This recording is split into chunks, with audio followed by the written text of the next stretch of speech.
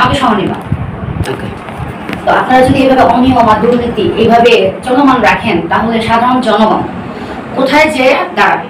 এখন আপনার এখানে পেশেন্ট আছে 2 জন, নাই ডাক্তার নাই নার্স, কোনো ধরনের মানে সেবা দেওয়ার মতো কোনো সেবিকা পেলাম না আপনার হসপিটালে, কিন্তু সিজারিয়ান 2 জন পেশেন্ট পেলেন।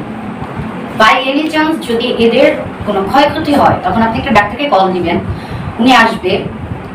যাতায়াতের পথে জ্যামজট থাকতে পারে, উনি এই ভোগান্তি পোহায় আসবে, তারপর সেই রোগীটার ট্রিটমেন্ট করবে। আদারওয়াইজ সেই রোগীটার কি হবে?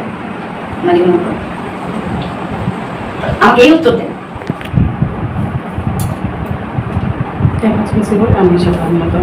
আপনি তো আপনার নার্সিং আপনি যে একজন নার্স বা ডক্টর, আমি কিভাবে বুঝবো? আপনি কোনো কাগজপত্র সাবমিট করতে পারেন নাই, আপনি একজন নার্স, আপনি একজন ডক্টর।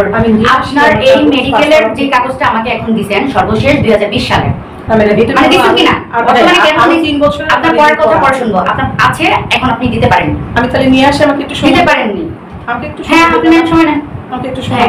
আমি তাহলে আমাদের আছে বাসার ওখানে আপনার এইটা কেমন হসপিটাল, আপনি আমাকে একটু বলেন। এইভাবে অনিয়ম দুর্নীতি করে কয়জন রোগী মারা গেছে সেটা বলেন। আমাদের এখানে মারা গেছে, আমাদের এখানে বাচ্চা মারা গেছে না? আপনাদের মাটিকাটা হসপিটালে বাচ্চা মারা গেছে, সেটা তো ওনারা যদি বাসা আমাদের তথ্য না থাকলে আমরা আসি নাই, আমরা আসি নাই। ওই সময়ে ইমার্জেন্সি যদি আপনাদের সেবা আপনাদের সেবা সুন্দর নয়, এটা মানেন? জি, আপনাদের সেবা যে মানে যথাযথ নয়, এটা মানেন? আপনি স্বীকার করেন?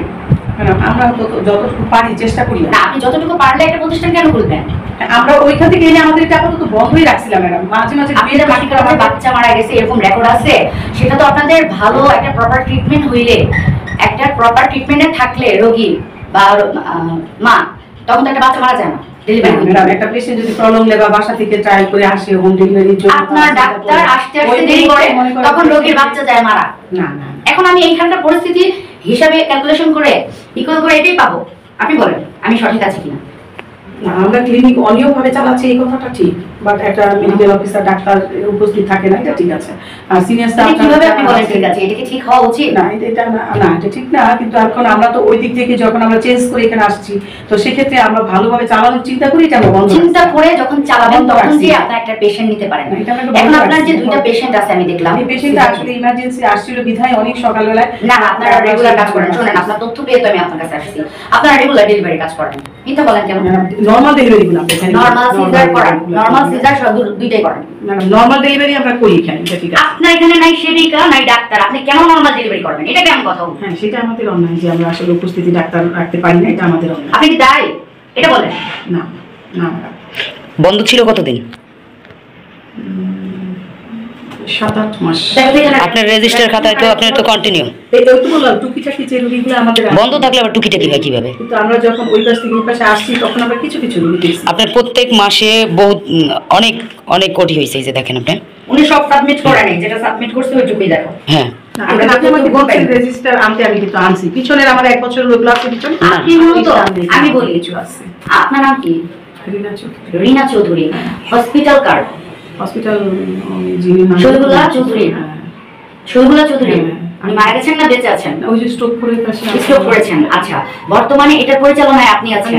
ওই পাশ থেকে সেই পাশে আপনি পরিচালনায় আছেন। আপনার রোগী আসে নরমাল ডেলিভারির, মাঝে মাঝে সিজারের, আপনি বাইরে থেকে ডক্টর কল করে আনান সিজারের জন্য, আর নরমাল ডেলিভারি গুলো আপনি নিজে করান। হ্যাঁ, তো কথা হচ্ছে আপনি একজন সেবিকা না। আপনি কিভাবে সেবা দেন? প্রথমত আপনার কাছে যখন আপনার এই হসপিটালের একটা চলমান কাগজ চাইলাম আমরা, যে আপনার বৈধ একটা চলমান লাইসেন্স, একটা স্বাস্থ্য অধিদপ্তরের কাগজপত্র যা যা লাগে একটা মেডিকেলের জন্য, আপনি কি সবগুলো আপডেট কাগজ আমাকে দিয়েছেন? না, 23 সাল পর্যন্ত আছে, এরপরে আপনি আমাকে দিয়েছেন 20 সাল পর্যন্ত। আরগুলো আছে সেটা বলছি তো। আরগুলো আপনি আমার টেবিলে দিতে পারেন নাই, তার মানে না আছে আছে আছে। আমরা ওই যে বললাম যে